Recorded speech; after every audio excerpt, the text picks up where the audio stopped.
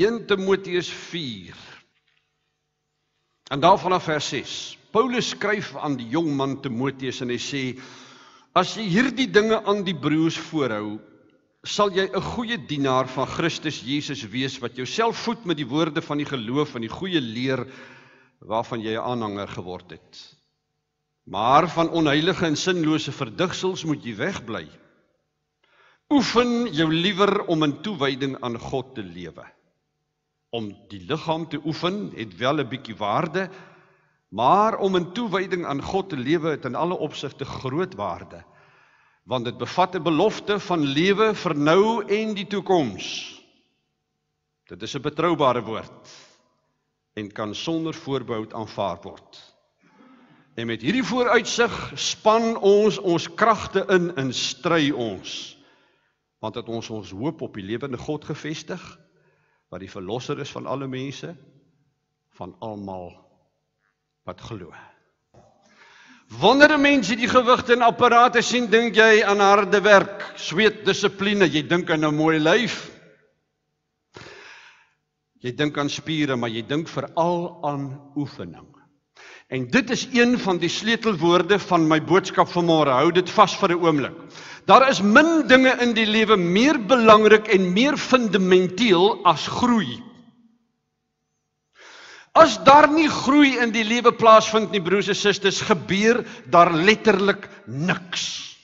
'n Klein plantjie wat nie groei en ontwikkel totdat hy later 'n groot boom word nie, kan maar uitgekap word in jou tuin. 'n Baba wat nie groei en later 'n volwasse mens word nie, is 'n siek baba wat in die hospitaal hoort. 'n Besigheid wat nie groei en finansies wat vooruitgaan nie, is 'n bankrot besigheid wat eerder gelikwideer moet word. Ons praat daagliks in die media van kapitale groei, van groei in kennis en insig, groei in getalle, groei in waarde, groei in jou persoonlikheid, groei in jou karakter. Groei is vanmôre die tweede sleutelwoord van my boodskap. Hou dit vir 'n oomblik vas. Kom ek vra jou nog 'n vraag. Waaraan kan 'n mens gewoonlik sukses meet? Is sukses meetbaar? Die antwoord is ja. En die woord om sukses mee te meet, daai lyn, daai maatstaf is groei. Wanneer 'n groeiproses aan die gang is daar vooruitgang, daar gebeur iets. As jy byvoorbeeld R10 het en jy gaan woeker daarmee en dit word R20 en R40, het jou geld mos vermeerder, daar gebeur iets. Jy praat van kapitale groei, jy het van punt A na punt B beweeg. En wat daar vordering is daar uiteindelik ook sukses. Dis iets waarna almal van ons in die lewe streef. Niemand van ons wil 'n mislukking wees nie. Almal wil 'n suksesverhaal hê. As jy dus vanmôre nie op groei ingestel is nie. Met ander woorde, as groei vanmôre nie vir jou 'n prioriteit is nie, het ek vir jou slegte nuus. Jy gaan nêrens op enige terrein van die lewe iewers heen nie. You are just taking a walk in the park. As jy vanmôre nie groei in jou lewe nie, en ek bedoel in jou persoonlike lewe, in jou karakter, in jou sosiale lewe, in jou besigheidslewe, in jou professionele lewe, in jou huwelikslewe of in jou geestelike lewe nie, is jy klaar dood. Jy is met in een woord gesê vanmôre in 'n haglike situasie. Dit gaan tragies en betreurenswaardig in jou lewe. Ek wil vanmôre spesifiek met jou praat oor die onderwerp hoe om in jou godsdiens, of beter gesê, hoe om in jou geestelike lewe te groei. Baie mense wat ek vanmôre ken, wil graag groei. Die punt is, hulle weet nie hoe nie. Hulle het nie die expertise of die know-how nie. Hulle sê, help ons, help my, sê vir my, hoe kan ek groei? Hoe kan ek vorentoe gaan? Ek wil vanmôre vir jou help met praktiese voorbeelde. As ek vanmôre eerlik is en op my lewe terugkyk, kan ek met eerlikheid vanmôre vir elkeen in hierdie gehoor sê, ek het definitief gegroei. Behalwe van die feit dat ek as 'n tiener so groot was en in my volwasse lewe 1.9 meter in my sokkies staan, het ek ook in my persoon en in my karakter gegroei. Ek is meer volwasse op die ouderdom wat ek nou is. Ek het beter insig in die lewe. En na baie jare se studie het my kennis ook gegroei. My kennis in die teologie, in die woord van God, het dieper geword. Ek het meer insig, my kennis het verbreed. My eerlike mening vanmôre is dat 'n dominee of 'n pastoor kan nie 'n goeie leidsman vir sy gemeente wees as hy nie self in kennis en met wysheid toeneem nie. Die Bybel sê vir ons in die Nuwe Testament, Jesus het op 'n jong ouderdom in kennis en in wysheid toegeneem. Een persoon wat niks weet nie, kan nie ander mense wat geheel en al niks weet nie lei nie. Die vraag is dus nou vanmôre, hoe het hierdie groei in my lewe plaasgevind? Het dit van self gekom? Is dit iets wat outomaties in jou lewe gebeur, soos die jare aanstap? Gee God groei vir mense terwyl hulle passief op Sondag na 'n prediking sit te luister? En die antwoord is natuurlik nie. Jy kan elke Sondag in die kerk sit vir die res van jou lewe totdat jy stokoud is en omval en nie noodwendig groei nie. Groei in jou persoonlikheid en groei in jou geestelike lewe is harde werk. Dit verg doelbewuste inspanning, deursettingsvermoë, geduld en baie volharding. Dan groei mense in hulle lewe. Ek wil die voorbeeld vanmôre van 'n gym gebruik. In 1 Timoteus 4 vers 7 lees ons die woorde: oefen jou liewer om in toewyding aan God te lewe. Die Griekse woord wat die skrywer vir oefen gebruik is gymnazo. En dit is waar die Afrikaanse woorde gimnastiek en gimnasium vandaan kom. Ek onthou toe ek die heel eerste keer in my lewe in 'n ordentlike gimnasium ingestap het.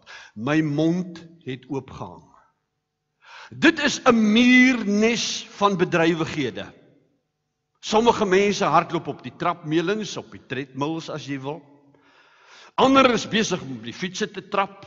Nog ander is besig met swaar gewigte. 'n Gimnasium, broers en susters, is nie 'n ontspanningsplek waarna toe jy gaan om te relax en koffie te drink nie. Dis 'n plek waar mense oefen sodat hulle fiks en sterk en gesond kan wees. Jy gaan met 'n spesifieke doel soontoe. En dit is heel waarskynlik ook een van die redes waarom baie mense nie mal is oor 'n gym nie. Dit klink al te veel na werk. Ek doen genoeg werk deur die week, by die werk, by die huis. Ek wil nie nog in die gym ook gaan werk nie. Die eerste punt wat ek vanmôre wil maak is, as jy groei in jou geestelike lewe wil ervaar, as jy groei in jou persoonlike lewe wil ervaar, moet jy kennis neem van hierdie belangrike feit. En dit is, jy sal hard daaraan moet werk. Sukses kom nie van self nie. Doelwitte word nie van self bereik nie. Die skrywer van die Timoteusbrief sê in vers 10 uitdruklik vir ons met hierdie vooruitsig: span ons kragte in en stry ons. Die woorde wat hy gebruik dui op inspanning.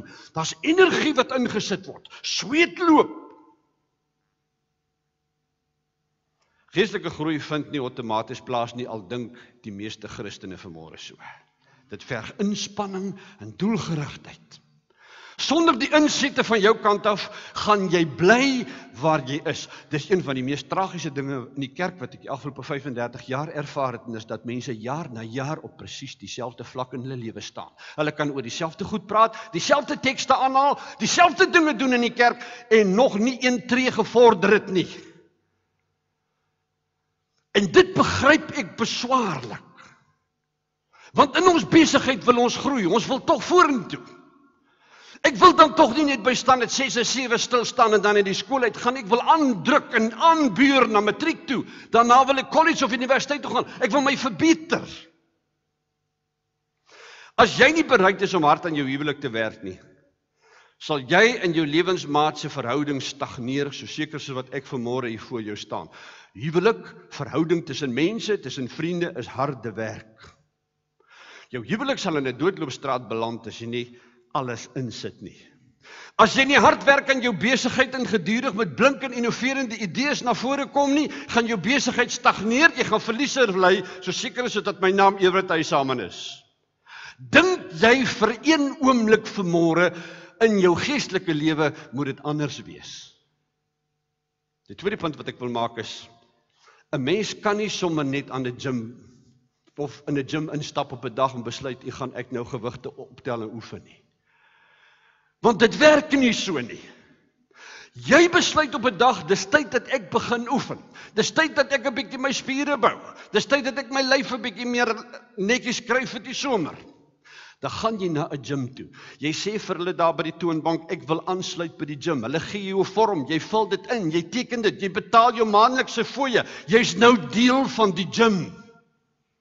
Jy raak betrokke by die aktiwiteite van die gym. So staan jy bekend as iemand wat aan die gym behoort. Waarom groei die meeste Christene in hulle geestelike lewens nie soos dit moet nie? En waarom bly die meeste kerklidmate net babas in geloofsake hulle hele lewe lank? En die antwoord hierop is 'n baie kort, klein, kragtige woordjie: commitment. Mense commit nie. Lidmate van die kerk, lidmate van 'n gemeente, maar nie regtig betrokke by die kerk nie, nie regtig betrokke by die gemeente nie. Deel van die gym, maar ek swipe my kaart. Maar ek is nie deel van die aktiwiteite nie. Ek tel nie self die gewigte op nie. Ek doen nie self die oefeninge nie. Mense kan ure op 'n Sondag na 'n pastoor en 'n dominee luister, veral as dit iemand is wat baie entertainment verskaf. Hulle kan ure luister. En steeds nie 1 sentimeter op hulle geloofsweg vorder nie. Hoekom nie? Want commitment is die sleutelwoord. Daar kan nie van groei sprake wees in jou lewe sonder commitment nie. En groei begin by die commitment. Ek maak op 'n dag 'n doelbewuste besluit. Ek kyk na my eie geestelike lewe, my verhouding met die Here. Ek sê dit is nie hoe dit moet wees nie. Man, dit kan mos beter wees. Ek kan mos nader aan die Here kom. Ek kan mos meer vir die Here doen. Het jy dit nie al gebid nie? Het jy dit nie al gedink nie? Het jy dit nie al gewens nie? Dan maak jy commitment.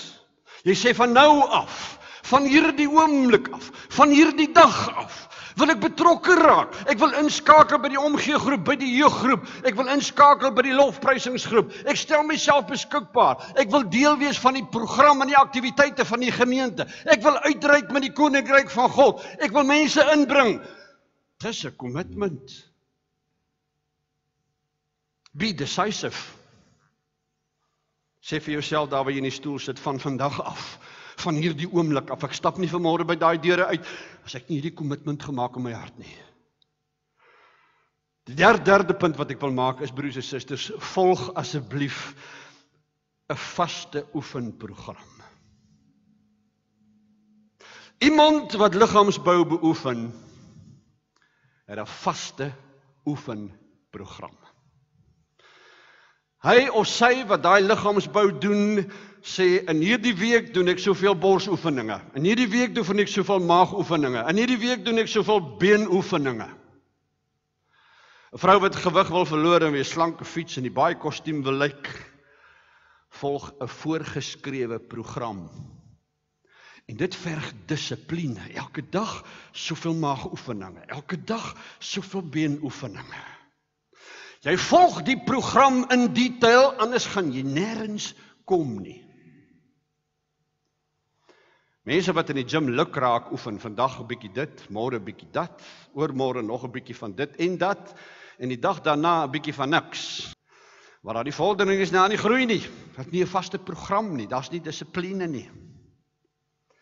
Waarom kry ek soms hierdie nare idee dat Christene die mees ongeorganiseerde, ongedissiplineerde, lui mense op die planeet aarde is met hierdie vat dit los dit houding?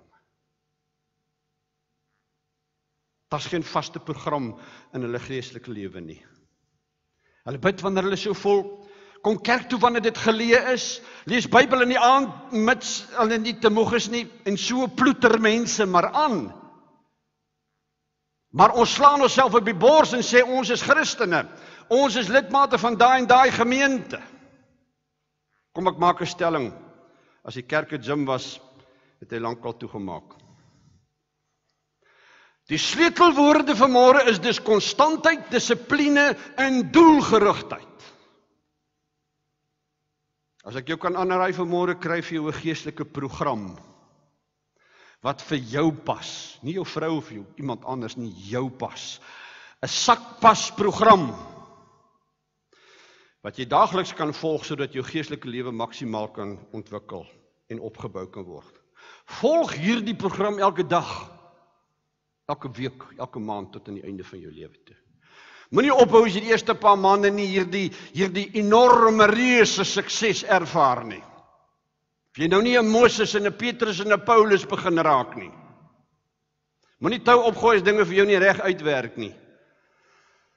Geestelike spierkrag is soos fisiese spierkrag. Dis iets wat met jare se volgehoue oefening en inspanning kom. Mense sê dikwels vir my, "Hey, dominee, weet ek wil nou nie maar in 'n biduur bid nie. Ek kan nie so mooi bid soos die en daai nie." Dink ek by myself, maar weet jy, die en daai bid mooi omdat hulle gebedsbeoefening toepas. Hulle bid vir jare sonder ophou.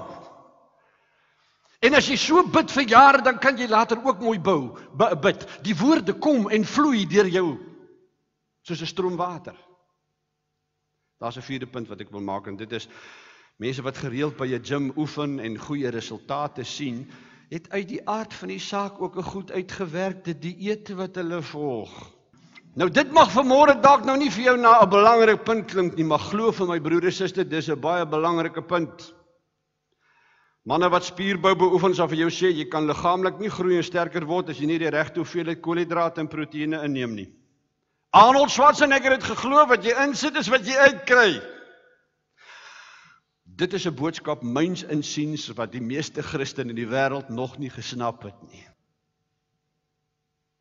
In jou geestelike oefenprogram werk dit presies net so.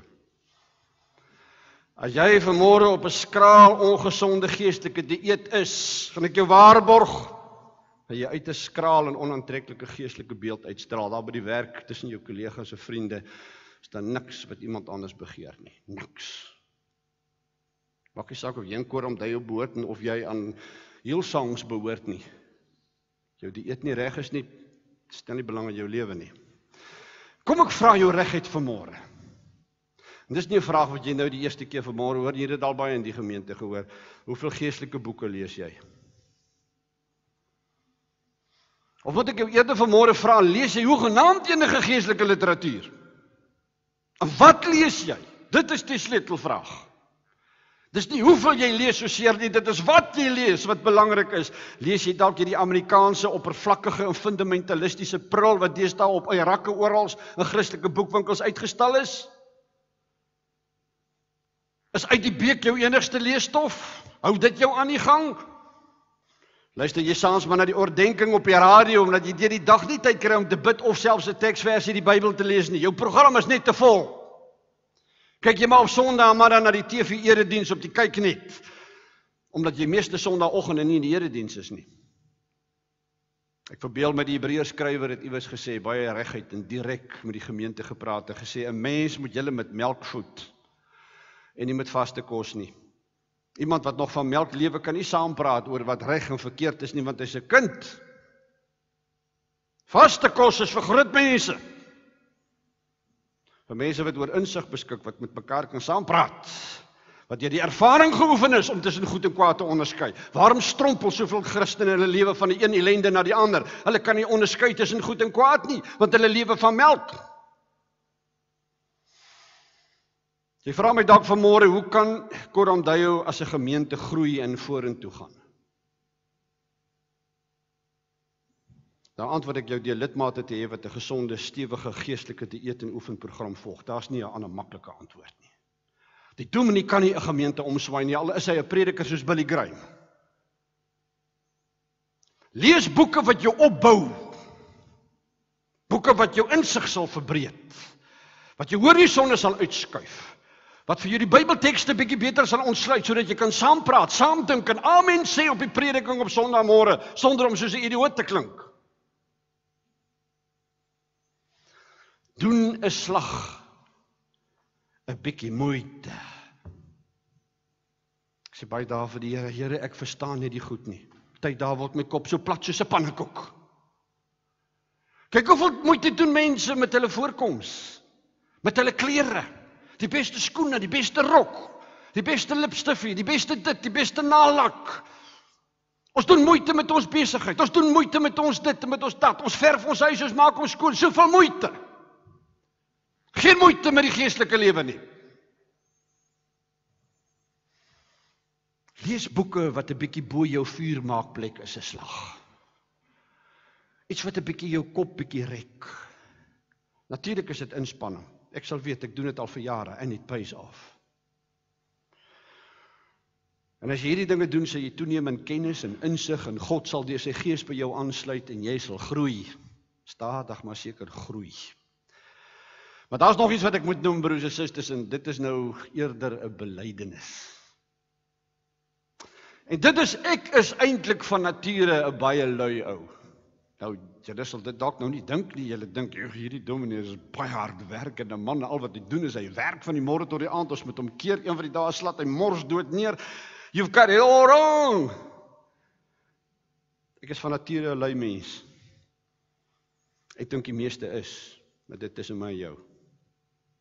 As ek op my eie moet oefen, jaar in en jaar uit, het ek lank al tou opgegooi. Wat is die geheim dat ek al meer as 30 jaar in die gym oefen en steeds oefen? Kom ek sê jou wat is my geheim? Ek het oefenmaats. Ek het oefenmaats. Ons oefen saam, ons sweet saam, ons kry saam seer, ons gee gewigte vir mekaar aan. Hulle help my, ek help hulle. Hulle ondersteun mekaar, ek ondersteun, en so gaan ons aan. Wanneer ek veral in die koue winteroggend maande in die bed snoesig wil lê, veral nou die laaste tyd, wat dit so lekker is, as jy ouer is om in die bed te bly lê, dan bel ou Dirk my, dan sê hy, nee, kom Dooms, kom ons gaan oefen, kry daai lyf van jou uit die bed uit, sta op, ons gaan gym toe. Ek het die lusie, maar hy moedig my aan, so ek gaan klim in die kar, ry in die koue en ek gaan gym toe. As daar een ding is, wat enige oefenprogram 'n doodskoot gee, dan is dit wanneer jy dit op jou eie wil doen. Daarom werk 'n home gym nie, net weer die maakbaar daarbey, maar nie jy nie. Daarom het ek en jy geestelike maatjies nodig, ons het geestelike vriende nodig. Ons het 'n biduurgroep nodig, ons het 'n Bybelstudiegroep nodig. Ons het mense nodig met wie ons saam kuier, saam bid, saam Bybelstudie doen, saam praat oor die dinge van die Here. In diepte gesprekke en geselsies met ander kinders van die Here het my geestelike groei nog altyd 'n geweldige boost gegee. Ek is nie die mens wat ek is vandag sonder my vriende en my maats, my vrou en my kinders en die mense naby aan my nie. Ek glo jy ook nie. En dus die ander sleutelwoord vir môre is spanwerk, teamwork, gemeentewerk. Jy kan daarom dus nie buitekant die kerk staan en sê ek is 'n lewende aktiewe Christen nie, it's impossible. Jy kan nie 'n koeltjie vuur uit die vuur uitvat en sit hom aan een kant en sê hierdie is nou 'n vuur nie. Dis nie 'n vuur nie. Hy's 'n vuur as hy deel is van die vuur, dan brand hy en hy hou sy hitte. Al hom uit te sit om een kant hy word koud. Daarom het die Here in sy groot genade en wysheid dit goed gedink om 'n kerk op aarde te stig. Die kerk is daar vir jou en vir my, ons doen dinge saam. Wanneer Paulus in 2 Timoteus 4 in die tronk sit, en hy kyk op sy lewenspad terug, sê ek het die goeie wedloop afgelê, ek het die wenstreep bereik, ek het gelowig end uit volgehou tot by die wenstreep, die laaste stukkie, die laaste tree, ek het dit gemaak. Paulus was nie 'n halfpad mens nie. Daarom kom die Here hierdie man op so 'n kragtige manier gebruik soos wat hy gedoen het. Daarom het hierdie man gesigte en visioene gesien wat ander mense nie gesien het nie. Daarom het hy in die derde hemel in opgetrek. Hoekom? Because he never stopped growing. He never stopped growing. Die kerk sukkel want haar lidmate sukkel. En hoekom sukkel hulle? Want hulle groei nie geestelik soos hulle moet nie. En as jy nou vanmôre in hierdie stoele sit hier voor my en jy is eerlik met jouself, moet jy vir jouself sê, Here, ek groei nie soos ek moet nie en ek het die laaste jaar nie gegroei soos ek moet nie. Ek is nie waar U verwag het al vanmôre in 2016 ek moet wees nie. Wanneer lidmate, kerklidmate bly nie disippels word nie. Is dit mense wat Sondag na Sondag met melkkos tevrede is. Nou ek kan jou waarborg, broers en susters, in die materiële fisiese wêreld werk dit nie so nie. As Barbara nou weggaan en Mariet nooi my elke week sê kom eet daar by my, of Ellen sê kom eet daar by ons, en elke week vir die volgende maand wat Barbara weggeskryf, melkkos elke keer as ek daar kom na 'n maand gaan ek sê ek is bly Barbara kom terug. Ek soek 'n bietjie boontjie kos, ek soek 'n bietjie 'n steak. Snaaks dat mense in die kerk jaar in en jaar uit sit en al wat hulle wil hoor is bekering en hoe die Gees werk. En as jy nog in ander kerke is, die spreek in die tale en al hierdie goedes en dit is al wat hulle hoor, oor en oor en oor en oor. En ek dink by myself, Here, maar is dit nou net omdat my kop anders bedraad is, maar na 'n paar maande, na 'n paar jaar sal ek sê, nee asseblief. Here, geen mens kan op so 'n dieet leef nie.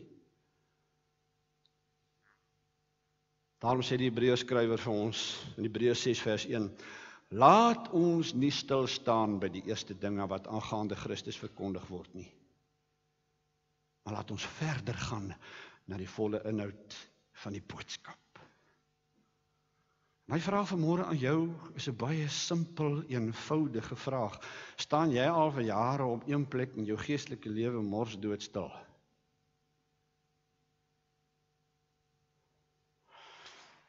Dan moet jy die skande daarvan vanmôre koramdui voor die aangesig van God besef. Want as jy na jare op presies dieselfde vlak in jou huwelik met jou huweliksmaat staan, en dan geen groeiplase vind nie, is dit 'n skande.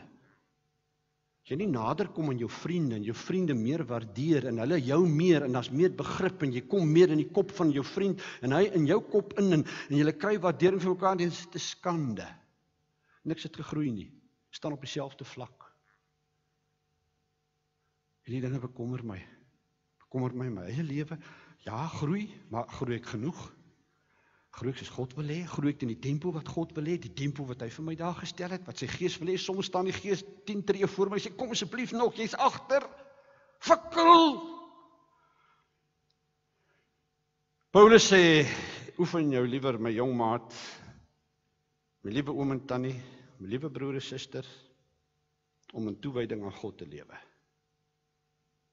Was Paulus se raad aan Timoteus 2000 jaar gelede. Dit is steeds sy goeie raad aan jou en my in 2016.